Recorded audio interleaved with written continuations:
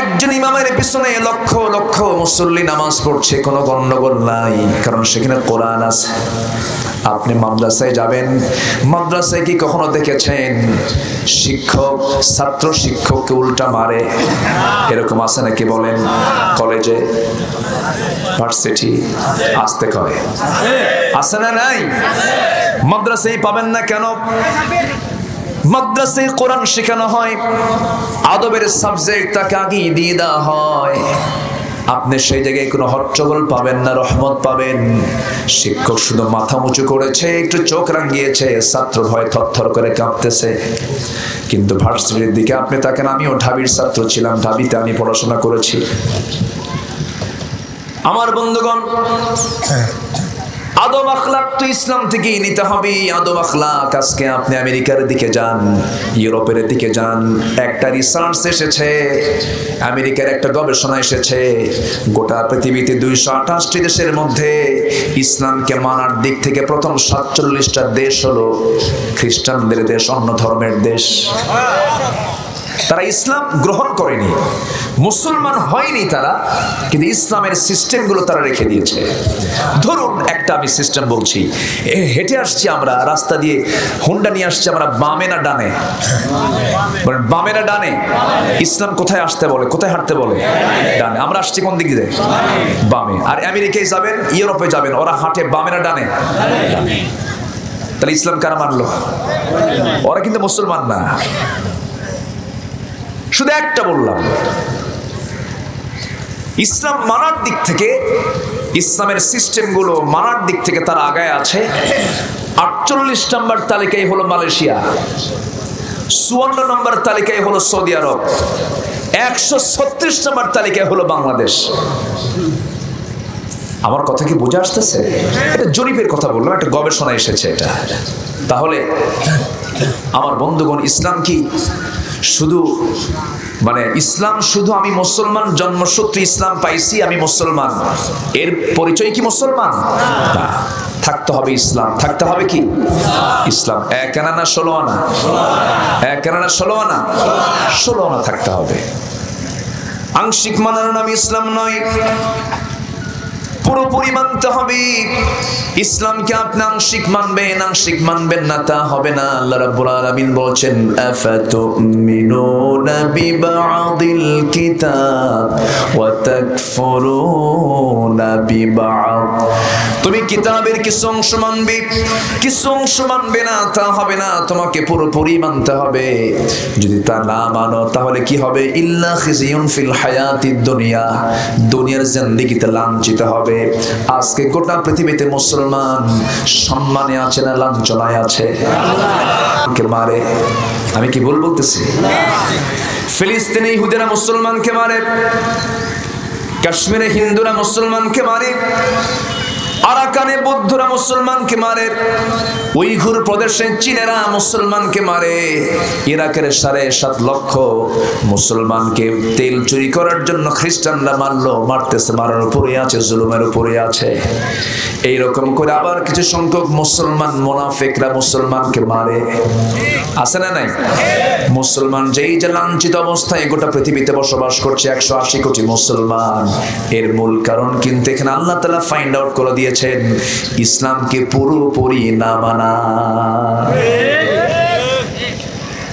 পুরোপুরি না মানার কারণে তুমি লাঞ্ছিত হবে। আমি মোল্লা, আমার কথা নয়, কোন মোল্লার বক্তব্য এটা নয়। কার বক্তব্য? আল্লাহর বক্তব্য। কিছু অংশ মানবে, কিছু অংশ মানবে না, লাঞ্ছিত হবে দুনিয়াতে, ক্ষতিগ্রস্ত হবে। ওয়া ফিল আখিরাতি মিনাল খাসিরিন, আখিরাতে তুমি ক্ষতিগ্রস্তদের অন্তর্ভুক্ত হয়ে যাবে। ট্রেন যাবে ঢাকা, সরব স্টেশন থেকে, উল্লাপাড়া স্টেশন থেকে আপনি চড়েছেন, ঢাকা যাবেন আপনি, হঠাৎ করে সয়দাবাদের মোড়ে স্টেশনে এসে একটা চাকা নষ্ট হয়ে গেছে। আপনি একটা চাকা নষ্ট হলো, 50টা চাকার মধ্যে ট্রেনের ড্রাইভার কি ট্রেন চালাবে নাকি? চালাবে না। একটা চাকা 49টা চাকাকে বিকল করে রেখেছে, ওই চাকা না ঠিক হওয়া পর্যন্ত ট্রেন আর ঢাকা যাবে না। 49টা চাকা, এতগুলো চাকা ঠিক থাকার পরেও একটা চাকা যেমন সবগুলো চাকাকে বিকল করে দিয়েছে, ঠিক তেমনি ইসলামে রয়েছে ব্যক্তিগত জীবনের চাকা, পরিবার জীবনের চাকা, সমাজ জীবনের চাকা, অর্থনীতি জীবনের চাকা, সমাজনীতি জীবনের চাকা, রাজনীতি জীবনের চাকা, রাজনীতির চাকা, চুক্তিনীতির চাকা, প্রশাসনের চাকা। এই সমস্ত চাকাগুলোর ভিতর থেকে একটা চাকাকে যদি কোনো মুসলমান অচল করে রাখে, সেই সময় ওই ইসলাম মেনে বান্দা কখনো জান্নাতের দরজা খুঁজে পাবে না। এই জন্য ইসলাম মানলে 16 আনাই মানতে হবে। নিজের মর্জি মতো ইসলাম মেনে আমি আল্লাহকে খুশি করতে পারবো না। এই জন্য কোরআন যা বলেছে আমি তাই বলবো, কোরআন যা মানা করেছে আমি তাই মানা করব, ঠিক কি না? এটার নাম হলো ঈমান। এটার নাম কি? ঈমান। একটু কান লাগাবেন, মনোযোগ দিয়ে শোনার চেষ্টা করবেন। গোটা দুনিয়াতে মুসলমান সবচাইতে শ্রেষ্ঠ একটা জাতির নাম। মুসলমানদের সবচাইতে শৌর্য বীর্যের ইতিহাস মুসলমানদের সবচাইতে বেশি। মুসলমানদের জীবনে এমন কোন রেকর্ড নাই যে রেকর্ড হিটলার ঘটিয়েছে। মুসলমানদের জীবনে এমন কোন রেকর্ড নাই অন্য ধর্মের লোকেরা যা করেছে, এমন কোন রেকর্ড মুসলমানদের জীবনে নাই। মুসলমানদের কোন ইতিহাসেও নাই। ইসলামের ইতিহাস রক্তের ইতিহাস নয়, ইসলামের ইতিহাস হলো মুহাব্বত, ভালোবাসার ইতিহাস। ইসলামে কোনো জঙ্গিবাদ নেই, কিন্তু ইসলামকে জঙ্গি ধর্ম আর মুসলমানকে জঙ্গি বানানোর মিডিয়া গোটা দুনিয়াতে আসে না নাই? পরীক্ষায় প্রশ্ন আসে, জঙ্গি উৎপন্ন হয় কোথায়? কলেজ, মসজিদ, মন্দির, মাদ্রাসা। অপশন দেয়, বুঝলেন? কোনটা হবে? এখন লিখবে কি বলেন তো? লিখবে মাদ্রাসা। আর অস্ত্র খুঁজে পায় কোথায়? মাদ্রাসা, ইউনিভার্সিটি। কোথায় খুঁজে পায়? এই হচ্ছে আজকে গোটা পৃথিবীর মিডিয়াগুলো।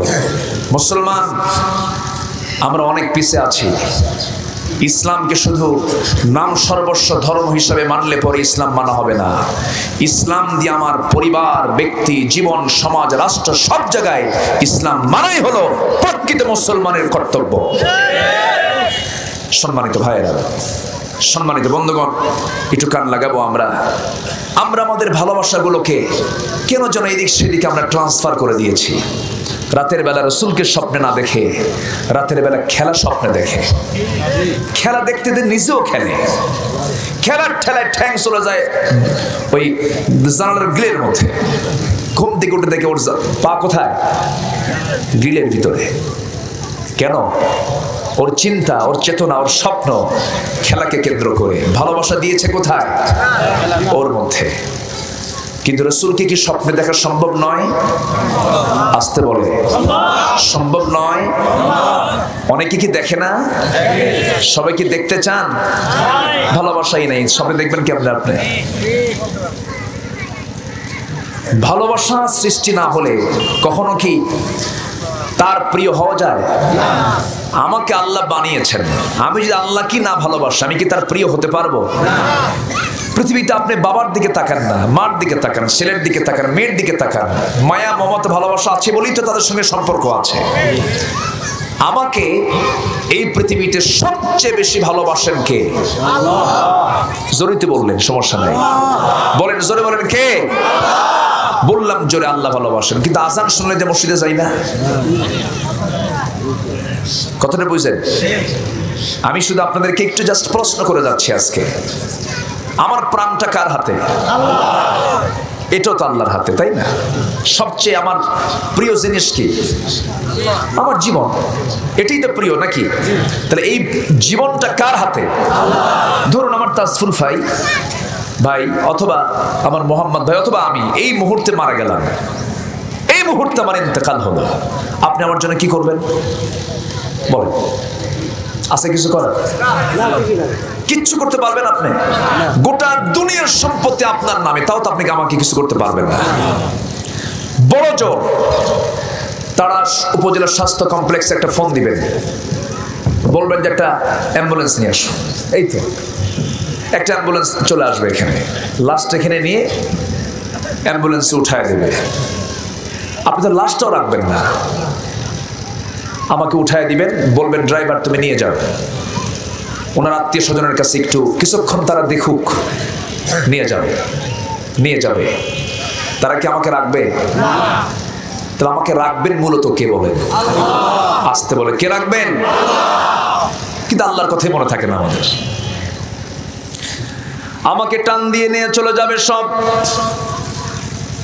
ওই যে বাড়ি থেকে বের হয়েছিলাম, ওই সুন্দর সাজানো বেডরুম আমাকে আর দেখাবে না, ওই সাজানো শীতাতপ নিয়ন্ত্রিত ঘর আমাকে আর দেখাবে না, আমার পরিকল্পিত বাগান সাজানো দুনিয়া আমাকে আর দেখাবে না, আমার কর্পোরেট বিল্ডিং গুলো দেখাবে না, ব্যবসা বাণিজ্য গুলো দেখাবে না। আমাকে সোজা নিয়ে আমার বাড়ির সামনে উঠানেও স্থান দেবে না, আমাকে ঘরের একটা উঠানের একটা কোনায় কিছু চাদরটা আড়াল করে দিয়া একটা চকিতে আমার নিথর দেহটা ফেলে দেবে। গোসল করার আগে যতটুকু সেলাই ওলা দামি ফ্যাশনেবল কাপড় চোপড় ছিল কেচি দিয়ে কাটবে, কেচি দিয়ে কেটে নিয়ে গোসল করায় দেবে।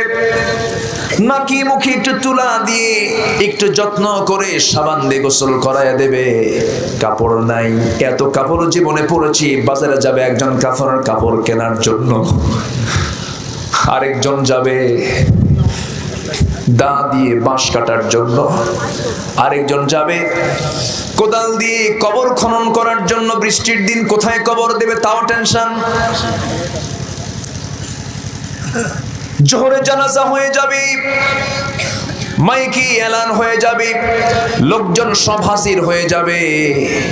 6 ঘন্টাও পার হতে দেবে না, 10 ঘন্টা পার হতে দেবে না, দেরি করা যাবে না। নিজের ছেলে পর্যন্ত বলবে তাড়াতাড়ি দাফন দাও, লাশটা পৌঁছে যাবে, গলে যাবে। এমন নির্মম দুনিয়া। এই দুনিয়াতে আমি থাকতে চাইলে আমাকে কেউ থাকতে দেবে না। আমাকে টেনে হেঁচড়ে সেই জায়গা থেকে আমাকে নিয়ে যাবে, জানাজা সম্পন্ন করায়া টেনে হেঁচড়ে কবরের দিকে নিয়ে চলে যাবে। কবরে শোয়ে দেবে, বাঁশ চাপা দেবে। এই যে মাটি দিয়ে বিদায় দিয়ে আসলো, দিন শেষে আমার কেউ আপন নাই। আমার আপন বলতে যিনি, তিনি আমার কে? আল্লাহ। আল্লাহ ছাড়া আমার কোনো আপন নাই। কে বলেছে বউ আপন? ও যুবক, তুমি নতুন বিয়ে করেছ, নতুন বিয়ের পর 2 বছর সংসার হয়েছে, বাচ্চাও একটা হয়েছে, ফুটফুটে বাচ্চা। হঠাৎ করে 12 হাসে রাস্তায় হুন্ডা চালাতে নিয়ে বাইকটা উল্টে খাদে চলে গেছে, তুমি মারা গেলে। বউটা শুনলো, কাঁদতে কাঁদতে অস্থির হয়ে গেল, সেন্সলেস হলো। কয়দিন সেন্সলেস থাকবে? বড় জোর 1 মাস সে কথা বলবে না, হাসবে না। 2 মাসে তার হাসি ফুটবে। 3 মাসে স্বাভাবিক জীবন যাপনে চলে আসবে। সন্তানটা এতিম হয়ে যাবে। শ্বশুর বাড়ির লোকজন তোমার বউকে নিয়ে চলে যাবে। 6 মাস 7 মাস পর তোমার শ্বশুর শাশুড়ি তোমার বউটাকে নিয়ে অন্যত্র বিয়ের ব্যবস্থা করবে। বিয়েটা হয়ে যাবে, নতুন সংসারে তোমার বউ চলে যাবে। যুবক, বউটা চলে যাওয়ার পর যে বউ তোমাকে প্রাণ দিয়ে ভালোবেসেছেন, যৌবন দিয়ে ভালোবেসেছেন, সেই বউটার মুখ থেকে বের হবে, আব্বা তোমরা যে সিদ্ধান্ত নিয়েছো আমার বিয়ে দেওয়ার ব্যাপারে, ভালোই সিদ্ধান্ত নিয়েছো, কারণ আগের স্বামীর চাইতে স্বামী আরো ভালো। এটাই দুনিয়া। আপনার নেতৃত্ব কতক্ষণ থাকবে? আপনি চলে যাবেন, আস্তে করে কবরে রেখে আসবে আপনার পোস্টার, একজন চলে আসবে। আপনার ব্যবসা বাণিজ্য আপনি গড়েছেন, মারা যাবেন, আপনার সন্তান এসে দখল করবে, আবার মারামারিও লাগবে ভাই ভাই। এটাই তো দুনিয়া। এই জন্য আমি আলোচনা আজকে শুরু করেছি ভালোবাসা নিয়ে। ভালোবাসার ভাগটা আমরা ভুল বুঝি, ভালোবাসা ভাগ করতে আমরা ভুলে যাই। আমার আপনার যিনি প্রভু, যিনি রব, তিনি আমাকে যে ভালোবাসেন, পৃথিবীর কোনো মানুষ কেউ কি আমাকে এমন ভালোবাসে নাকি? না। এখানে বসে আছি আমরা, তিনি ভালোবাসা দিয়ে আমাকে খাবার খাওয়াচ্ছেন কে? আল্লাহ। নাকের মধ্যে অক্সিজেন দিচ্ছেন কে? Free service. জোরে করে সুবহানাল্লাহ। সূর্যের আলো free service. Oxygen free service, যেগুলো এসেনশিয়াল সব আল্লাহ তাআলা ফ্রি করে দিয়েছেন। আল্লাহ বান্দাকে বলছেন, বান্দা আমি তোকে খাওয়াই। যারা বলে আল্লাহ কেমন করে খাওয়ায়, নাকের খাবার আগে দরকার না মুখের খাবার আগে দরকার? নাকেরটা কে খাওয়ান?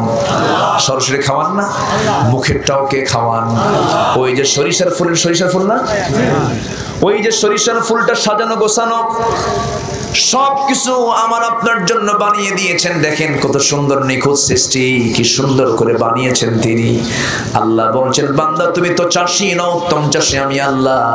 শুধু বীজটা ছিটায় দিয়ে আসো, আমি আল্লাহ এটাকে বড় করে ম্যাচিউর করে তোমার বাড়িতে আমি এগুলো পৌঁছায় দিই। জোরে করুন সুবহানাল্লাহ। মাটির ক্যালসিয়াম কার, পটাশিয়াম কার, ফসফরাস কার, ইউরিয়া কার? কার? আল্লাহ। সে আল্লাহ বলছেন, বান্দারে তোর প্রাণ তো আমার হাতে, আমি তোকে খাওয়াই, আমি তোকে পড়াই, আমি তোর সবকিছু নিয়ন্ত্রণ করি।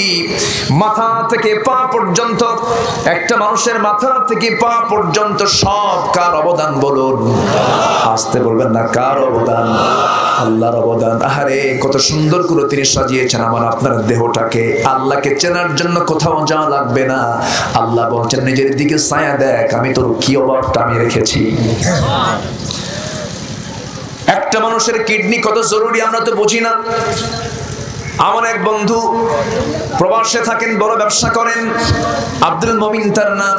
গেলাম সেই দেশে বেড়াতে, দেখা হলো, সালাম কালাম হলো। হঠাৎ করে হাতটা চেপে ধরলাম, দেখি হাতের এই কোনায় দেখি একটা মেশিন লাগানো, মেশিনটা চলতেছে, অবিরাম চলছে। বললাম, বন্ধু এই জায়গায় তো আমার এরকম না, এরকম কি লাগাইছো তুমি এই জায়গায়? বন্ধুর চোখ দিয়ে টপ টপ করে পানি পড়ে, আর বলে, বন্ধু দুটা কিডনি আমার নষ্ট হয়ে গেছে। আল্লাহ আমাকে প্রচুর সম্পদ দিয়েছেন, কিন্তু আমার দুইটা কিডনি নাই। সঙ্গে সঙ্গে আমি বললাম, বন্ধু তুমি কেমন করে চলো? বলতেছে, আমি ডায়ালিসিস করি, প্রত্যেক সপ্তাহে চলে যাই চিকিৎসকের কাছে। 7 দিনে একবার আমাকে ডায়ালিসিস করতে হয়। সমস্ত রক্তগুলো আমার শরীর থেকে বের করে ডায়ালিসিস মেশিনে নিয়ে এটাকে ফেটে আবার সুঁয়ের মধ্যে দিয়ে আবার রক্তগুলো ঢুকায় দেয়। যেটা কিডনির কাজ, সেই কাজটা ডায়ালিসিস মেশিন করতেছে। ডায়ালিসিস মেশিনটার ওজন হলো 100 কেজি, আর আমার আল্লাহ আমার আপনার কিডনির ওজনটা বানিয়ে দিয়েছেন মাত্র 200 গ্রাম। যেরকম সুবহানাল্লাহ, 200 গ্রামের মধ্যে সমস্ত মেশিনগুলো দিয়ে দিয়েছেন। এত সুন্দর মেশিন, 10 লক্ষ 20 লক্ষ চাক নিয়ে দিয়েছেন কিডনির ভিতরে। আল্লাহ তাআলা হার্ট দিয়েছেন, লাংস দিয়েছেন, এত সুন্দর করে বানিয়ে দিয়েছেন। দুটো চোখের ভিতরে আল্লাহ তাআলা অসংখ্য পার্টস দিয়েছেন। মেডিকেল সায়েন্স বলছে প্রত্যেকটা চোখের মধ্যে 20 লক্ষ করে পার্টস। যেরকম সুবহানাল্লাহ। কে বানিয়েছেন? কে বানিয়েছেন? আল্লাহ বলছেন, বান্দারে তো তুই চোখ দিয়ে দেখিস, আমি তো চোখ চালাই। তোর চোখ যেন নষ্ট না হয়। ধুলা যদি তোর চোখের মধ্যে ঢুকে যায়, পিছনে একটা মেশিন সেট করেছি, ধুলা ঢোকার সঙ্গে সঙ্গে পিছনে মেশিনটা চালু হয়ে যায়, সঙ্গে সঙ্গে অয়েন্টমেন্ট মলম বের হয়ে যায়। সেই মলমটা বের হয়ে তোর চোখটাকে ফিল্টারিং করে পরিষ্কার করে দেই। আবার তুই যখন ঘুমে যাস, ঘুমের মধ্যে আমি আল্লাহ স্থায়ী কিছু মলম পিছন থেকে বের করে তোর চোখটার মধ্যে আমি সুন্দর করে সাদা মলম, সকালবেলা আসে না নাই, মুখটা তুই পরিষ্কার করে নিস, চোখটা তুই পরিষ্কার করে নিস। চোখ দিয়েছি বান্দা, ওটাকে ঠিক রাখার ব্যবস্থাপনার দায়িত্ব আমার। তোর কিডনি দেখার দায়িত্ব আমার, তোর হার্ট দেখার দায়িত্ব আমার, তোর রক্ত দেখার দায়িত্ব আমার। মাথা থেকে পা পর্যন্ত সব আমি দেখি। তুই শুধু চুলের কাটিংটা মারিস, মেসি স্টাইল, নেইমার স্টাইল, ঠিক আছে না? কিন্তু চুলটা তো আমি দিয়ে দেই, চুলটা তো আমি সুন্দর করে তোকে গজায় দেই, সবকিছু আমি সুন্দর করে ব্যালেন্স করে দিয়েছি বান্দা। আর তুই আমাকে দূরে রাখিস কেন? দূরে রাখিস কেন? তোর দায়িত্ব হলো 1 নাম্বার ভালোবাসা দেখাতে হবে। কাকে? আসতে বলবেন না, কাকে? তাহলে ভালোবাসা 4 প্রকার। ভালোবাসা কয় প্রকার বলেন? 4 প্রকার। মুহাব্বত 4 প্রকার। 1 নাম্বার কার জন্য? আসতে বলবেন না, কার জন্য? সেই ভালোবাসার বহিঃপ্রকাশ মানে নামাজ না পড়া। আমার দেশে নামাজি বেশি না বেনামাজি বেশি? যারা বেনামাজি তারা কি আল্লাহকে ভালোবাসে? আসতে কোন কেন? ভালোবাসে। জাহান্নামের সবচেয়ে কঠিন শাস্তি হবে কার জন্য জানেন? বলেন, কার জন্য? জাহান্নামের সবচেয়ে বেশি শাস্তি হবে বেনামাজির। অথচ আজ পর্যন্ত দেশ স্বাধীন হয়েছে ৭১, আজকে ২০২২ শেষ হচ্ছে, ৫২ বছর। আল্লাহ তাআলা বলছেন, যারা তোমরা নেতা হয়েছ, যারা দেশ চালাও, রাষ্ট্র চালাও, সমাজ চালাও, যাদের কণ্ঠবটা আইন পাশ হয়, আমি আল্লাহ পরামর্শ দিলাম, আমি কোরআনে জানিয়ে দিচ্ছি, আল্লাযীনা ইম্মাক্কানাহুম ফিল আরদ, যাদেরকে আমি ক্ষমতা দেব, রাষ্ট্র ক্ষমতা দেব, তারা ৪টা আইন সমাজে চালু করবে, মুসলিম সমাজে। সেটা হলো ১ নাম্বার, তারা নামাজ কায়েম করবে। কার কথা? আসতে বলবেন না, কার কথা? তাহলে যে নেতাগুলো জাহান্নাম থেকে বাঁচানোর জন্য কাজ করে না, সে নেতা কি আমার নেতা হতে পারে? সে আইন পাশ করবে কখন? সে তো নিজেই নামাজ পড়ে না। মন খারাপ করবেন না, আমি দিল থেকে কথাগুলো বলছি, একটু দিমাগ একটু ভিতরে লাগার জন্য বলছি। যে বন্ধু আমাকে জাহান্নাম থেকে বাঁচাবে না, যে নেতা আমাকে জাহান্নাম থেকে বাঁচার জন্য কোনো কাজ করবে না, সে আমার নেতা হয় কেমনে? ঠিক কিনা? এই তো ক্ষণিকের দুনিয়া, মায়া মরিচিকা, কিচ্ছু না। এখন আছে, কিছুক্ষণ পরই নাই। অতএব সম্পর্ক তার সঙ্গে গড়ব আমি, যার সঙ্গে সম্পর্ক গড়লে আমার আল্লাহকে পাওয়া যাবে। এই জন্য দুনিয়াতে ভালোবাসার ক্লাস করতে গেলে, ভালোবাসাও মানে আনতে গেলে অবশ্যই চিন্তা করার দরকার আছে না নাই? কারণ ইয়াউমা নাদউ কুল্লা উনাসিম বিইমামিহিম, কিয়ামতের দিন আল্লাহ তাআলা প্রত্যেক ব্যক্তিকে তার নেতা সহ ডাকবেন। কোরআন বলছে কোনো ব্যক্তিকে একা ডাকা হবে না, নেতা সহ ডাকা হবে। গোষ্ঠী শুদ্ধা, তোরা কি করেছিস? গোষ্ঠী শুদ্ধা তো দুনিয়াতে করছো, আজকে সব জবাবগুলো দিয়ে দে। সেদিন কর্মীরা বলবে, আল্লাহ, এই নেতারা তো আমাদেরকে পদভ্রষ্ট করেছে, আমাদেরকে নামাজের কথা বলে নাই, দিনের কথা বলে নাই, দিনের কথা বলে নাই, ভালো কথা তুই মানলি কেন? কে মানছি, তারা বলছে মানছি, কে জাহান্নামে তোরা সবাই যাবি। তখন ওই কর্মীরা বলবে, আল্লাহ আমাদের জাহান্নাম দিও, কিন্তু এদিকে ডাবল জাহান্নাম দিও। আর আগে ঠেলাই বললে, বুঝেন নাই? চামড়া কামড়াবে, ঠোঁট কামড়াবে, আর বলবে এগুলো কথা, আফসোস করবে, কিন্তু লাভ তো নাই। এই জন্য দুনিয়াতেই আমাদের সবকিছু সিস্টেম করার দরকার আছে না নাই? ১ নাম্বার ভালোবাসা কার জন্য? আসতে বলবেন না, কার জন্য? তার যৌক্তিকতা আছে না নাই? কারণ আমার প্রাণ কার হাতে, ছিলাম কার কাছে, আছি দুনিয়ায় কার দুনিয়ায়, আবার চলে যাব কার কাছে? বিচার করবেন কে? জান্নাত দিবেন কে? সেই জান্নাত কি পেতে চান? সেই জান্নাত কি পেতে চান? সেই জান্নাত কোথায় বলে? আল্লাহর কাছে তো আছে, কিন্তু জান্নাত কি এই দুনিয়ার কোথাও? জান্নাত বহুদূর। এই তো এত কামাই করা লাগবে না। খুব সুন্দর কথা বলি, আলহামদুলিল্লাহ। দুনিয়ার একটা জায়গা, তার খাজনা, CSMR আর কোন সমস্যা আছে কিনা, অন্য কোন দলিল আছে কিনা, ভাইয়া দলিল কি, কত কি লাগে একটা সম্পত্তি কিনতে গেলে। জান্নাত সর্বনিম্ন যাকে দেওয়া হবে 10টা পৃথিবীর মতো একটা জান্নাত। আগে মনে মনে চিন্তা করতাম যে এত বড় জায়গা আল্লাহ দেবে কই? একজনকে যদি এত জায়গা লাগে, তাহলে এত মানুষকে কেমনে দেবে? কিন্তু আমি পরে চিন্তা করে দেখলাম, ছোটবেলা আব্বাকে এরকম প্রশ্ন করতাম, আব্বা এই হুজুর জওয়াজ করে কি কয় 10টা পৃথিবীর মতো একটা জান্নাত, এত জায়গা কই? কিন্তু পরে যখন বয়স হলো দেখলাম না, জায়গার কোনো অভাব আমার আল্লাহর নাই। জোরে কান সুবহানাল্লাহ। একটু বলি, একটু শোনেন, আমরা যেখানে বসে আছি এখান থেকে আকাশ কয় মাইল দূরে? কয় মাইল আছে কি এখানে হিসাব আছে? কোন মাইল টাইল আছে? আচ্ছা, সূর্যটা একটু অনুমান করে বলা যায়, সূর্যটা এই পৃথিবীর এরিয়া হলো 50 কোটি 10 লক্ষ বর্গ মাইল। 50 কোটি 10 লক্ষ বর্গ মাইলের দুনিয়া। এই দুনিয়ার চাইতে সূর্যটা হলো 13 লক্ষ গুণ বড়। জায়গা আছে? আসতে কয় জায়গা আছে? সূর্য আমরা দেখি একটা প্লেটের মতো, কিন্তু ওটা কিন্তু পৃথিবীর চাইতে 13 লক্ষ গুণ বড়। আচ্ছা, গেল।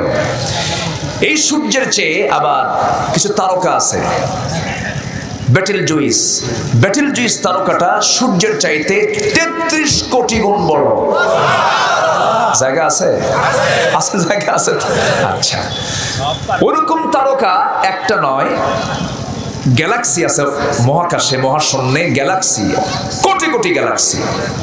এক একটা গ্যালাক্সির মধ্যে রয়েছে 50 থেকে 60 বিলিয়ন তারকা। মিলিয়ন না কিন্তু বিলিয়ন, কোটি কোটি কোটি কোটি তারকা দিয়ে একটা গ্যালাক্সি। আচ্ছা, এখন আমরা চাঁদের দেশে গেছি না? আমরা চাঁদের দেশে যাই নাই? চাঁদের দেশে নীল আর্মস্ট্রংরা গিয়েছিলেন, চাঁদের দেশ ঘুরে এসেছেন। মঙ্গল গ্রহে অনেকে ফ্ল্যাটও কিনছে। কথা বুঝলেন কি আপনারা? মঙ্গল গ্রহে ফ্ল্যাটও কিনেছে, চাঁদের দেশে মানুষ গেছে। এখন আপনি যদি চিন্তা করেন চাঁদেও গেলাম, মঙ্গল গ্রহেও গেলাম, এটা তারকার দেশে যাব। পৃথিবীর সবচেয়ে নিকটবর্তী তারকার দেশ হলো প্রক্সিমা সেন্টারাই। এই প্রক্সিমা সেন্টারে যদি কেউ যেতে চায়, ইকো দেওয়ার দরকার নাই, ইকো কম রাখেন। প্রক্সিমা সেন্টারে যদি কেউ যেতে চায়, তাহলে এই দুনিয়া থেকে প্রক্সিমা সেন্টারে যাওয়ার জন্য যে যানবাহন দরকার, বর্তমান দুনিয়ার সবচেয়ে দ্রুতগামী যানবাহন হলো অ্যাপোলো 11, যার ঘন্টার গতি হলো 39,000 কিলোমিটার ঘন্টার গতি।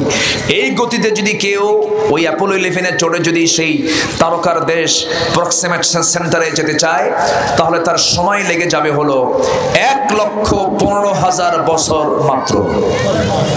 যাবেন কারা কারা? হাত তোলেন। সম্ভব? আসতে সম্ভব?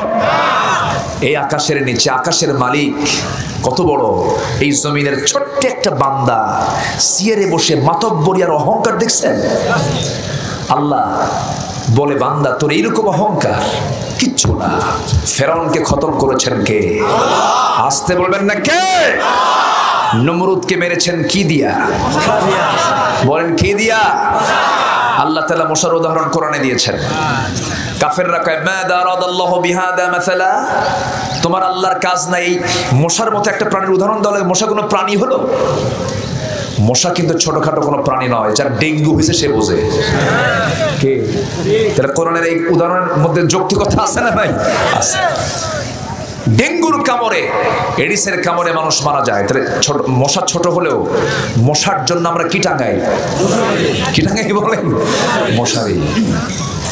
এই মশা কত শক্তিশালী দেখেন। এই মশা থেকে কিছু শিক্ষা আছে। আল্লাহ যে মশার উদাহরণ দিয়েছেন, বাউদাতান, কেন দিয়েছেন? এক, মশা যদি বেশি রক্ত খায়, ও বেশি বাঁচে না, আগে মরে। যত বেশি খাবে তত আগে মরবে। এই দুনিয়াতেও যারা যত বেশি খাবে, যত বেশি লুটপাট করবে, সে তত আগে মরবে। ঠিক না? আচ্ছা, গেল নাম্বার 2। মশা যে মানুষকে কামড়ায়, সেই মশাটা পুরুষ মশা না মহিলা মশা? ভালো করে কম, পুরুষ না স্ত্রী? এখানে মেডিকেল সায়েন্সের লোক থাকলে খুব দ্রুত উত্তরটা পাওয়া যেত। স্ত্রী মশা কামড়ায়। তাহলে কামড়ানোর জাত কি পুরুষ না মহিলা? হ্যাঁ, মহিলা কিন্তু কামড়ায়। আচ্ছা, আমার দিকে তাকান। আমরা কিন্তু কামড়াই না, কামড়াই মহিলারা নাকি? আচ্ছা, পুরুষ বেশি কথা বলে না মহিলা বেশি কথা বলে? পুরুষ সারাদিন কথা বলে 2000 শব্দ, মেয়েরা কথা বলে সারাদিন 5000 শব্দ। সুবহানাল্লাহ কইছে একজন। কথা বুঝলেন কি? আচ্ছা, তাহলে 3000-ই বেশি কয়। আপনি বেগুন কিনে তারাস বাজার থেকে বেগুন কিনেছেন, খুব ভালো দেখি বেগুন কিনছেন, কিন্তু বেগুনের পোকা কি দেখা যায়? খুব সূক্ষ্ম। কিন্তু এটা চেকিং হয় হলো কোটার পরে। বটিতে দিয়েছে আপনারই গিন্নি, যখনই দেখছে পোকা, মাথায় হাত দিয়া 3 ঘন্টা শুধু বেগুনের তফসির। ঠিক কিনা? আল্লাহ তাআলা মেয়েদেরকে এই জন্য এক্সট্রা করে আল্লাহ তাআলা তাদেরকে একটা গুণ দিয়েছেন, তারা বেশি কথা বলে। একটা অবশ্যই হিকমত আছে। আল্লাহ তাআলা এখানে বাউদাতান শব্দ বলেছেন। ইন্নাল্লাহা লা ইস্তাহি আন ইয়াদরিবা মাসালান মা বাউদাতান, আল্লাহ তাআলা লজ্জা বোধ করেন না মশার মতো কোনো প্রাণীর উদাহরণ দিতে নিয়ে লজ্জা পান না। এখানে স্ত্রী মশার কথা বলা হয়েছে, বাউদাতান স্ত্রীলিঙ্গ বোঝানো হয়েছে। কোরআন যদি রাসূল রচিত হতো, পুরুষ মশা কামড়ায় না স্ত্রী মশা কামড়ায়, 1500 বছর আগে গবেষণা না হালে গবেষণা? হালের গবেষণা এসেছে, অথচ কোরআন বলে দিচ্ছে 1500 বছর আগে। অতএব এটা প্রমাণ হয়ে গেল বিজ্ঞান দিয়া কোরআন যাচাই হবে না, কোরআন দিয়েই বিজ্ঞান যাচাই হবে। বিজ্ঞান ভুল করবে কিন্তু কোরআন কোনো ভুল করবে না, কারণ কোরআন কার? আকাশ বানিয়েছেন যিনি, কোরআন নাজিল করেছেন তিনি। আমার বন্ধুগণ, নাম্বার 3 হলো মশা কোনো দুর্বল প্রাণী নয়। মশারি টাঙ্গায় ঘুমানোর পরেও 4-5টা মশা মশারির মধ্যে ঢুকে গেছে। সেই মশা যদি থাকে আপনার কি ঘুম হবে নাকি? কানের কাছে এসে কি করে? গান গায়, গান গায়। এই যে গান গায়, কেমন করে গান গায়? সায়েন্স বলতেছে একটা মশা প্রতি সেকেন্ডে তার পাখা নড়াই হলো 600 বার। 1 সেকেন্ডে কয়শো বার? এটা কি ছোটখাটো কোনো কাজ? একটা মশা প্রতি সেকেন্ডে 1 সেকেন্ড, বুঝতেছেন তো? 1 সেকেন্ড হয়ে গেছে। এই 1 সেকেন্ডে সে মশা তার পাখা নড়াচ্ছে 600 বার।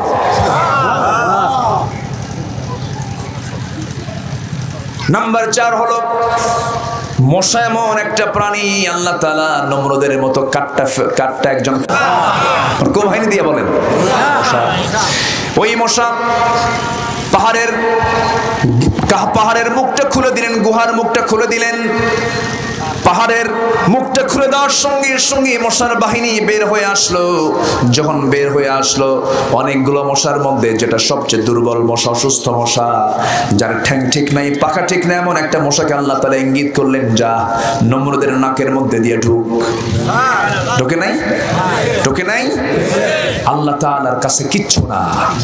নমরুদ কত বড় পাওয়ারফুল লোক, যে লোক আল্লাহর খলিল ইব্রাহিমকে আগুনে পুড়ে হত্যা করতে চেয়েছিল, সেই নমরুদকে আল্লাহ তাআলা মেরেছেন নেংরা মশা দিয়া। সে আল্লাহর ক্ষমতা আছে না নাই? আসতে বলবেন না, আছে না নাই? শেষে নমরুদ বাড়ি খাইছে কিসের? জুতার বাড়ি খাইছে। এখনো জুতার বাড়ি খাওয়া লোক কিন্তু আছে, আছে না নাই? জর্জ ডাব্লিউ বুশের জুতার বাড়ি দেখছেন কিনা আপনারা? মিডল ইস্টে এসেছিল, এসে বলতেছে আমরা ইরাককে শান্তির জন্য যুদ্ধ করছি। একজন জুতা তুলে মেরে দিয়েছে একদম সোফা বরাবর। এগুলো হচ্ছে সুন্নতুল নমরুদ, বোঝেন নাই? সম্মানিত ভাইয়েরা, কথায় কথা বাড়ে, অনেক দূর চলে গিয়েছিলাম। আমাদের ভালোবাসা রাখতে হবে 1 নম্বরের লেভেল। কে? আসতে বলবেন না কে? সেই আল্লাহকে ভালোবাসতে গেলে আল্লাহর বাড়ি কোথায়, আল্লাহ আছেন কোথায়, আল্লাহ আমাকে রাখবেন কোথায়, এগুলো জানার দরকার আছে না নাই? আচ্ছা, আমরা এতক্ষণ কথা বলেছি মহাশূন্যের, এরপর আকাশ। এই আকাশের শেষ আকাশ আরো আছে কয়টা? বলেন কয়টা? 7টা আকাশ। আবার তার মহাশূন্য আছে, ওগুলো আরো বড়। 7টা আকাশের উপরে আমার আল্লাহ তাআলার আরশ আজিম। যেরকম সুবহানাল্লাহ।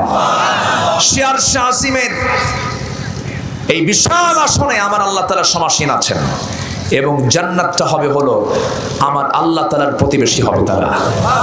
জান্নাতটা আল্লাহ তাআলার আরশ আজিমের আশেপাশে। যেরকম সুবহানাল্লাহ। তো সেই জান্নাতের পজিশন নেওয়ার জন্য এই বছরে একদিন বরাতের রাত্রে আর সবে কদরে কিছু একটু চোখের পানি ফাইলা, রমজান মাসের সিজন মুসল্লি হইয়া ঠাকঠুক মানে কয়েকটা সেজদা দিয়ে আপনি জান্নাতটা কামাই করবেন। এত সস্তা? জান্নাত পেতে হলে আমার আপনার কি হলো? কি দরকার ছিল? বিদ্যুৎ আসছে, বলি আলহামদুলিল্লাহ। এতক্ষণ তো ছিলই না আমাদের, আমরা আমাদের সম্পত্তি নিয়েছিলাম, কারণ বিদ্যুৎ আসলে আবার হঠাৎ করে চলেও যায়, তাই না? যাক, বলি আলহামদুলিল্লাহ। ওয়াজও শেষ, বিদ্যুৎও আসছে, তাই না? দুটা থেকেই বিদ্যুৎ ছিল না। যাই হোক, বিদ্যুতের কিছু ঘাটতি হয়েছে। সম্মানিত ভাইরা, আমার দিকে তাকান। তাহলে জাহান্নামে যাওয়ার ক্ষেত্রে সবচেয়ে জঘন্য কাজ কি বাদ দেওয়া? কি বাদ দেওয়া? আল্লাহর সঙ্গে মহাব্বত ভালোবাসা করার 1 নম্বর মাধ্যম কি? আরো জোরে বলেন কি? সবাই কি নামাজ পড়তে রাজি আছেন? কয় ওয়াক্ত নামাজ? জোরে বলি ইয়া আল্লাহ। আরো জোরে বলি ইয়া আল্লাহ, ইয়া রহমান।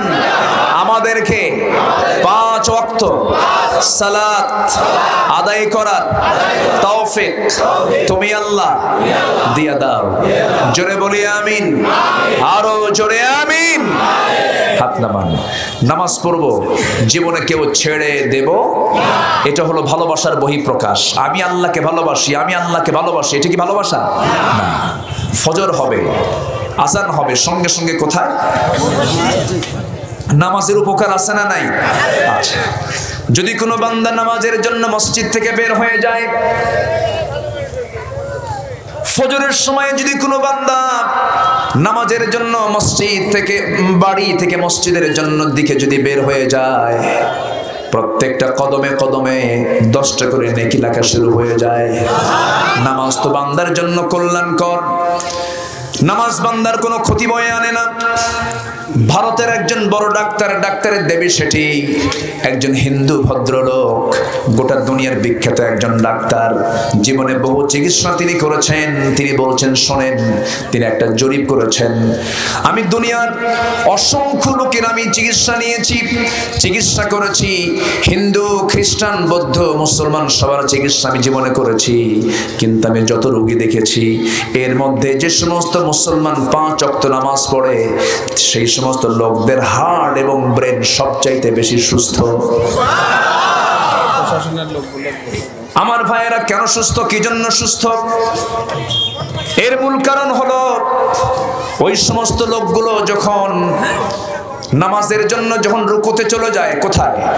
রুকুতে যখন চলে যায়, সেজদায় যখন চলে যায়, রুকুতে যাওয়ার সঙ্গে সঙ্গে তার হার্টের যে সমস্ত প্রবলেমগুলো থেকে যায়, হার্টের সূক্ষ্ম সূক্ষ্ম রগগুলো খেলতে থাকে, সমস্ত রেস্ট্রিকশনগুলো সব দূর হয়ে যায়।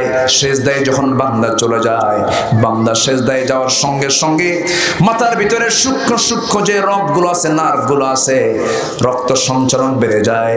সেজদা যখন বান্দা 5 ওয়াক্ত নামাজে যখন নিয়মিত দেওয়া শুরু করে, হার্টের মতো এবং ব্রেনের মতো এই জটিল দুটা জায়গা হার্ট স্ট্রোক থেকে বান্দা রক্ষা পায়। যেরকম সুবহানাল্লাহ। বান্দার জন্য নামাজে ইহকালীন কল্যাণ আছে না নাই? 24 ঘন্টার ভিতরে সবচাইতে সুন্দর বাতাস, সুন্দর আবহাওয়া হলো কোন সময়ের বলেন? ফজরের সময় যখন কোনো বান্দা ঘুম থেকে উঠে যায়, শিশির ভেজা সেই শিশিরের পানিটা যখন চোখের মধ্যে ঢুকে যায়, চোখের জ্যোতি নষ্ট হয় না। আমি আমার নিজের দাদিকে দেখেছি, 80 বছর বয়স পর্যন্ত তার চশমা লাগে নাই। কেন লাগে নাই? কি জন্য লাগে নাই? আজকের ভাবিরা ঘুম থেকে উঠে 10টার দিকে, আর দাদিরা উঠেছেন কয়টার দিকে? ফজরের সময়, ফজরের আগে 3টার দিকে। হ্যাঁ, 3টার দিকে তারা উঠেছেন, আগেই তারা ঘুমের মধ্যে চলে গেছেন। কিন্তু এই ভাবিরা কি করে? রাত 11টা 12টা বাজে সিরিয়াল দেখে ভারতের। আমি কি ভুল বলতেছি? সিরিয়াল দেখে দেখে সব সিরিয়াল ব্রেক মারে, সব ওলট পালট হয়ে যায়। সেই জন্য আমরা নামাজ কেন্দ্রিক জীবনটাকে গড়ে তুলবো। আমি কখনো বলবো না এই কাজটা করি, নামাজ পড়বো না, না, নামাজটা পড়ি, এই কাজটা করব। নামাজ দিয়ে জীবন সাজাবেন, ওই নামাজ আপনাকে জান্নাতে নিয়ে যাবে। যেরকম সুবহানাল্লাহ। নামাজটাকে আমরা সুন্দর করব। যার নামাজ যত সুন্দর, তার ঈমান তত সুন্দর। যার নামাজ যত খারাপ হবে, তার ঈমান তত দুর্বল হয়ে যাবে। নামাজটা আমরা সুন্দর করে পড়বো, আমরা সুন্দর করে নামাজটা সুন্দর করার চেষ্টা করব। কারণ যার নামাজ নষ্ট হয়ে যাবে, আল্লাহ রাব্বুল আলামিন বলছেন, فخلف من بعدهم خلف أضاعوا الصلاة واتبعوا الشهوات فسوف يلقون غيا। যে বান্দা নামাজ নষ্ট করে ফেলবে, নফসের দাসত্ব করবে, নফসের তাবেদারি করবে, এই দুটো অপরাধের জন্য আমি আল্লাহ তাকে শুধু জাহান্নাম নয়, জাহান্নামের গর্তের মধ্যে ঢুকাবো। গাই নামক একটা গর্ত আছে, এই গাই নামক গর্ত এত ভয়ঙ্কর গর্ত, জাহান্নাম পর্যন্ত সেই গর্তকে ভয় পায়। এই জন্য সেই গাই নামক গর্ত থেকে যদি বাঁচতে চাই, দুটো কাজ আমরা বাদ দেব। একটা হচ্ছে নামাজকে নষ্ট করব না, নফসের তাবেদারি করব না। নফস চাই পুকুরটা দখল করি, নফস চাই জায়গাটা দখল করি, নফস চাই মানুষকে ঠকাই, নফস চাই মানুষকে মিথ্যা মামলা দেই। আপনি মিথ্যা মামলা দিচ্ছেন, মিথ্যা সাক্ষী দিচ্ছেন, আপনার কারণে নিরাপরাধ একজন মানুষ তার মার হক থেকে বঞ্চিত হলো, তার মার হক আদায় করতে পারলো না, তার স্ত্রী হক আদায় করতে পারলো না, সন্তান হক আদায় করতে পারলো না। আজকে আপনি দুনিয়াতে আপনার স্বার্থ পূরণের জন্য আপনি তাকে মামলার মধ্যে আটকে দিয়েছেন, কিন্তু এই হক নষ্ট করার যে গুনাহ সম্পন্ন আপনি মামলা দিয়েছেন, আপনার পিঠেই চলে যাবে। ঠিক কিনা? এই জন্য এই দুনিয়াতে ভালো করে যাব আমরা। ভালো কাজ করলে আমরা আল্লাহর ভালোবাসা পেয়ে যাব, নেক আমল করলে আমরা আল্লাহর ভালোবাসা পেয়ে যাব। এই জন্য আমরা সবচেয়ে বেশি আল্লাহকে ভালোবাসবো। এক নাম্বার, আল্লাহকে ভালোবাসতে গেলে আল্লাহর সমস্ত হুকুম হাকামগুলোকে মেনে চলতে হবে। নাম্বার 2 হচ্ছেন মুহাম্মদ সাল্লাল্লাহু আলাইহি ওয়াসাল্লাম। সূরা তাওবার 24 নম্বর আয়াত, কয় নম্বর আয়াত বলেন? আল্লাহ রাব্বুল আলামিন বলেন, কুল ইন কানা আবাউকুম ওয়া আবনাউকুম ওয়া আজওয়াজুকুম ওয়া ইখওয়ানুকুম ওয়া আজওয়াজুকুম ওয়া আশীরাতুকুম ওয়া আমওয়ালুন ইqtaraftumuha ওয়া তিজারাতান তাখশাউনা কাসাদাহা ওয়া মাসাকিন তারদাউনাহা আহাব্বা ইলাইকুম মিনাল্লাহি ওয়া রাসূলিহি ওয়া জিহাদিন ফি সাবিলিহি। জোরে বলুন আল্লাহু আকবার। আল্লাহ তাআলা এখানে 8টা ভালোবাসার কথা বলেছেন। কয়টা বলেন? 8টা। নাম্বার 1 হলো তোমাদের পিতা, তোমাদের পিতার প্রতি মহব্বত আছে না নাই? নাম্বার 2 হলো তোমাদের সন্তান। নাম্বার 3 হলো তোমাদের ভাই। নাম্বার 4 হলো তোমাদের স্ত্রী। নাম্বার 5 হলো আত্মীয় স্বজন। নাম্বার 6 হলো উপার্জিত সম্পদ। নাম্বার 7 হলো ব্যবসা বাণিজ্য। নাম্বার 8 হলো মাসাকিন তারদাউনাহা, তোমাদের বাসস্থান। একটা টান আছে না নাই? আল্লাহ বলেছেন এই সমস্ত কিছুর চাইতে যদি আহাব্বু ইলাইকুম মিনাল্লাহি ওয়া রাসূলিহি, তোমাদের ভালোবাসা যদি আল্লাহ এবং রাসূলকে যদি বেশি না ভালোবাসতে পারো এগুলোর চাইতে, জেনে রেখে দিও আল্লাহর ফয়সালা চিরেই চলে আসবে। ফাসিকদেরকে আল্লাহ কখনো হেদায়েত দেন না। যারা আল্লাহ এবং রাসূলকে এর চাইতে বেশি না ভালোবাসতে পারবে, এই 8টা জিনিসের চাইতে বেশি ভালোবাসতে না পারবে, তাদেরকে আল্লাহ তাআলা ইঙ্গিতে বলেছেন তারা ফাসিক। এই জন্য আমরা আমাদের ঘরের চাইতে বেশি ভালোবাসবো কাকে? সম্পদের চাইতে বেশি ভালোবাসবো কাকে? আব্বার চাইতে বেশি ভালোবাসবো কাকে? জিহাদের ময়দানে বদর যুদ্ধের দিন আমার নবীজি যুদ্ধের ময়দানে হাজির হয়েছেন। বদর যুদ্ধ হলো ভাই ভাই যুদ্ধ। বদর যুদ্ধ হলো জামাই শ্বশুরের যুদ্ধ। বদর যুদ্ধ হলো একই বংশের যুদ্ধ। বদর যুদ্ধ হলো বাপ বেটার যুদ্ধ। যুদ্ধের ময়দানে ওবাইদ ইবনে জাররাহ রাদিয়াল্লাহু তাআলা আনহু যুদ্ধ করতেছেন। বাপ কাফেরদের পক্ষ হয়ে এসেছে। বাপ বেটার মুখোমুখি দেখা হয়ে গেল। বাপ দেখি ভাবলো আমার ছেলে কেমন করে আমি তাকে হিট করে আঘাত করি। তরবারি গোটা নিয়ে তিনি পিছের দিকে চলে গেলেন। সন্তান ভাবলেন আমার বাপ কেমন করে আমি তাকে হিট করি।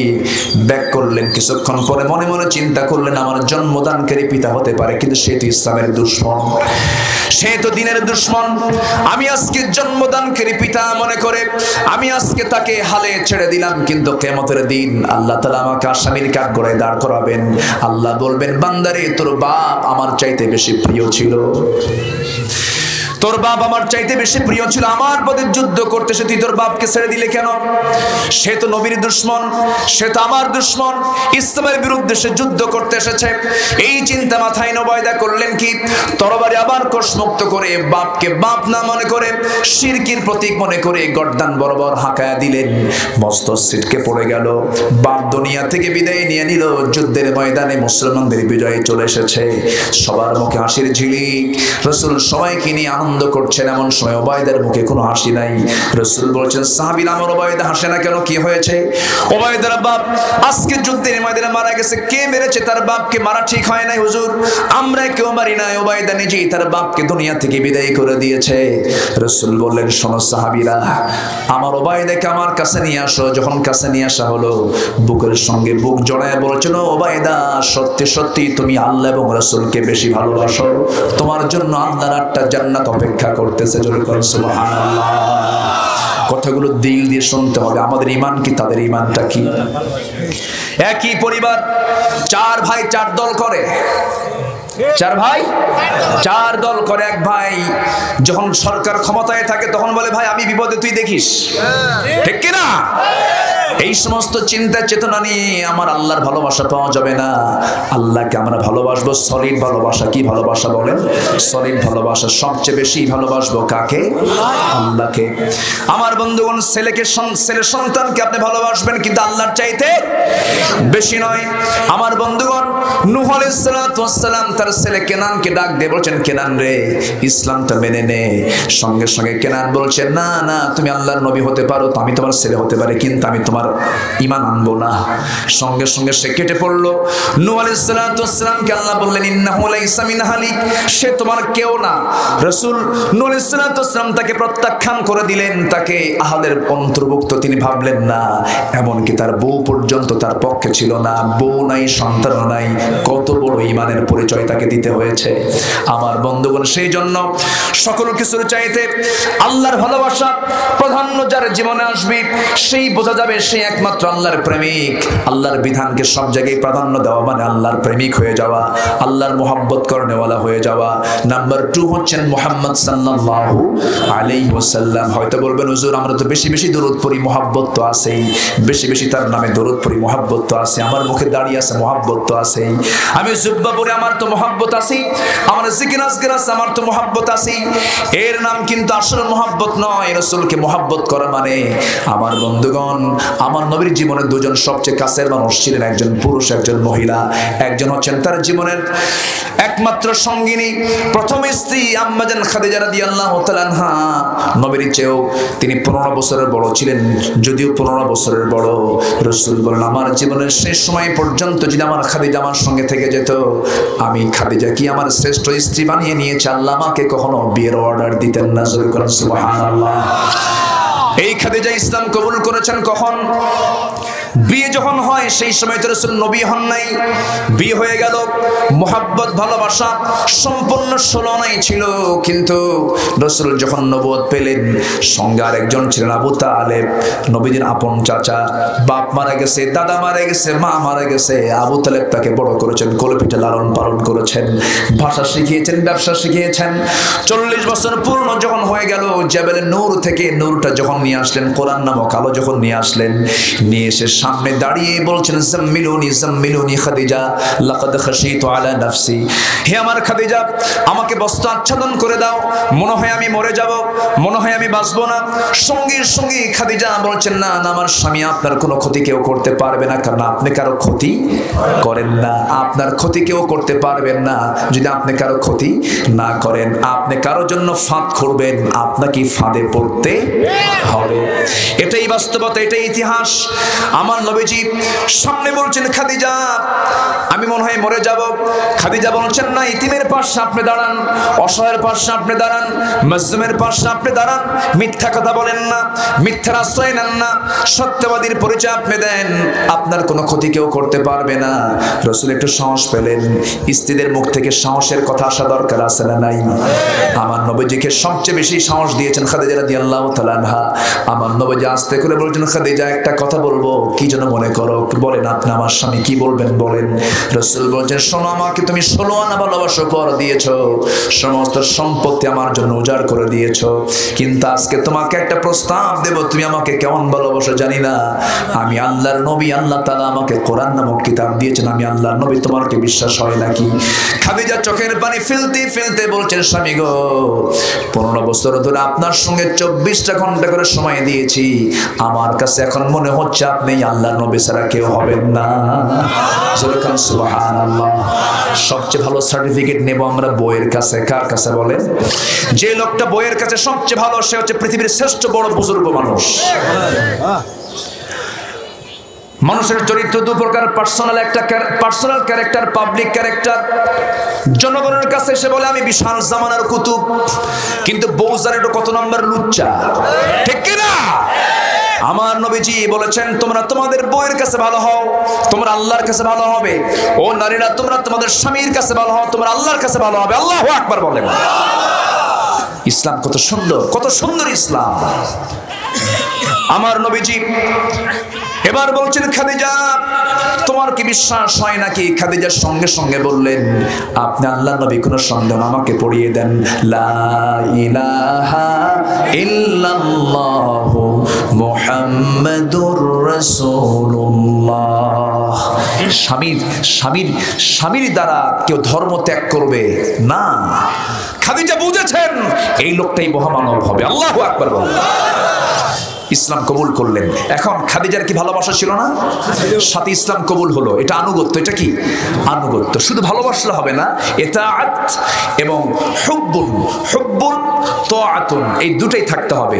ইতাআতও থাকতে হবে, হুব্বুনও থাকতে হবে। আপনি ভালোবাসা রাখলেন কিন্তু আনুগত্য করলেন না, তা হবে না। আবার ওইদিকে আবু তালেব নবীর কি হয় বলেন, কি হয়? তার কি ভালোবাসার অভাব ছিল? জেল পর্যন্ত খাটছে, সব করেছে, কিন্তু রাসূল যখন বললেন চাচা আমি আল্লাহর নবী, আমি ইসলাম, আল্লাহ পাক আমাকে কোরআন দিয়েছেন, আমি আল্লাহর পয়গম্বর, আপনার কি বিশ্বাস হয়? আবু তালেব কয় হ্যাঁ বিশ্বাস হয়, তুই আল্লাহর নবী। আমার ছেলে দুইটা জাফর এবং আলীকে দিয়ে দিলাম, কিন্তু আমি পারলাম না। কি কথা কি বুঝতেছেন আপনারা? কেন চাচা, কি সমস্যা? হাসবুনা, আমার জন্য যথেষ্ট, আমার বাপ দাদা যা দিয়ে গেছে। এরকম লোক এখনো আছে না নাই? আছে না নাই? বাপ দাদা করে গেছে আকাম কুকাম, আমি কি সে আকাম কুকাম বাদ দিতে পারি? বাপ ছিল চোর, আমিও চোর। এরকম লোক আছে না নাই? আছে না। এটা একটা বড় বাধা, বড় একটা বাধা এটা। আবু তালেবকে রাসূল কখনো জোর আরোপ করেননি। জীবনের শেষ সময় পর্যন্ত রাসূল তাকে জোর করেননি। কাফেরের সঙ্গে একই ঘরে থেকেছেন। কার সঙ্গে? কাফেরের সাথে। কারণ ইসলাম তো জোর করে হবে না। রাসূল তাকে বুঝিয়েছেন চাচা একটা বারের জন্য আপনি কালিমা পড়েন, আপনি আমার জন্য জেল কেটেছেন, আপনি আমার জন্য মার খেয়েছেন। আবু সাইল এসে ডিস্টার্ব করে, আবু তালেব সামনে দাঁড়ায় বলে আমি তো তোর দলেরই লোক, কিন্তু মুহাম্মদকে মারতে পারবি না। আল্লাহু আকবার বলেন। এত উপকার করেছেন আবু তালেব, কিন্তু এই ভালোবাসার কোনো কাজে এসেছে? মেসি সে আল্লাহকে মানে না, রাসূলকে মানে না। সে বছরে কোটি কোটি মিলিয়ন টাকা সে বিভিন্ন রেড ক্রসকে দান করে, দান সদকা করে। তার দান সদকা কি জান্নাতের কোনো কারণ হবে? কি নাই? আসতে বলবেন না, কি নাই? আপনি একজনকে ভালোবাসছেন যার ঈমান নাই, এই ভালোবাসা কি আপনাকে জান্নাতে নিয়ে যাবে? আজকে মুসলমানরা যদি কোনো বিজাতীয়কে মহব্বত করে, এরা তো দাজ্জালকে মহব্বত করবে। বড় ফিতনা কিন্তু এটা। গোটা পৃথিবীতে চলছে এখন মিলিটারি ওয়ার দিয়ে, যতটুকু না সফল হচ্ছে, এখন সফল হচ্ছে হলো কালচারাল ওয়ার দিয়ে, সাংস্কৃতিক যুদ্ধ দিয়ে তারা এখন বিজয়ী হচ্ছে। কোথায়? আর্জেন্টিনা, আমেরিকার একটা দেশ। সেই আমেরিকার দেশের একজন খেলোয়াড়ের গায়ের জার্সি সিরাজগঞ্জের তারাস উপজেলার চৌবাড়িয়া গ্রামের একটা ছোট্ট ঘরের ভিতরে, ছোট্ট বাচ্চার গায়ের ভিতরে ঢুকে গেছে মেসির 10 নম্বর জার্সি। এটা কি ছোটখাটো বিষয়? আসতে কোন কেন? বড় বিজয়। এই জন্য কালচারাল ওয়ার, ওরা ওদের মার্কেটিং করে নিচ্ছে, ব্যবসা বাণিজ্য সব করে নিচ্ছে। আমাদের কাছে ওরা মার্কেটিং করছে, আমরা এটা লুফিয়ে নিচ্ছি, কামাই হচ্ছে ওদের, জেতা হচ্ছে ওদের। যে বিশ্বকাপ নিয়ে গেছে কয়েকশো কোটি টাকা, নিয়ে চলে গেল মেসি তার বিমানে করে, আর এদিকে মারামারি করে আমরা শহীদ। কথা বলছেন ভাই? সারা রাত খেলা দেখলাম, ফজর গেছে, ঈমান থাকলো না গেল? তাহলে আমাদের সবই গেল, ওদের সবই থাকলো। দরকার নাই সেই ভালোবাসা। আমরা ভালোবাসা উপহার দেব 1 নম্বর কার জন্য? নাম্বার 2 মুহাম্মদ সাল্লাল্লাহু। নাম্বার 3 হচ্ছে আমরা যারা ঈমানদার বসে আছি, আমাদের মধ্যে মহব্বত থাকার দরকার আছে না নাই? আমাদের মহব্বত বেশি না কিলে বেশি? কই মহব্বত? কি বেশি? কিলে বেশি। মহব্বতটা বাড়াতে হবে, মহব্বত বাড়াতে হবে। আমরা তো সব এক আদম সন্তান থেকে, আমার মারামারি করবো কেন? আমরা সম্প্রীতি বজায় রাখবো। যেখানে মামলা থাকবে সেখানে আমরা যাব না, জোরে বলি ইনশাআল্লাহ। যেখানে ফিতনা সেখানে আমরা যাব না, জোরে বলি ইনশাআল্লাহ। সম্মানিত ভাইয়েরা, আমি আর আলোচনার সময় বাড়াতে পারছি না মনে হয়, কারণ আজান হয়ে যাবে খুব দ্রুত। না কোনো কিছু ঘোষণা আছে কি আপনাদের? এই উঠতেছেন কেন? মাহফিল শেষ হবে দোয়ার মধ্য দিয়ে। কিসের মধ্য দিয়ে বলেন? আমার সঙ্গে সবাই দোয়ায় শামিল হবেন না ইনশাআল্লাহ? একসঙ্গে দোয়া করে যাব, জোরে বলি ইনশাআল্লাহ। একটা লোক উঠলে আমি ভাববো উনি ফুল বাগানটা নষ্ট করলেন। ফুল বাগান নষ্ট করা যাবে না কিন্তু। এটা একটা কিসের বাগান বলেন? ফুল বাগান। ফুল বাগানের ফুল যদি কমে, ফুলের বাগানের সৌন্দর্য বাড়ে না কমে? নষ্ট হয়। আপনি নষ্ট করবেন না। দোয়ার মধ্য দিয়ে শেষ হবে। একটা লোক উঠবেন না। আমি যদি আরো 1 ঘন্টা কথা বলতাম, আমার বিশ্বাস, আমি তো শ্রোতা বুঝি, আপনি আরো 1 ঘন্টা থাকতেন। আমি শেষ দোয়া করে যাব। এবছর আমি রাতের সময় দিতে পারিনি।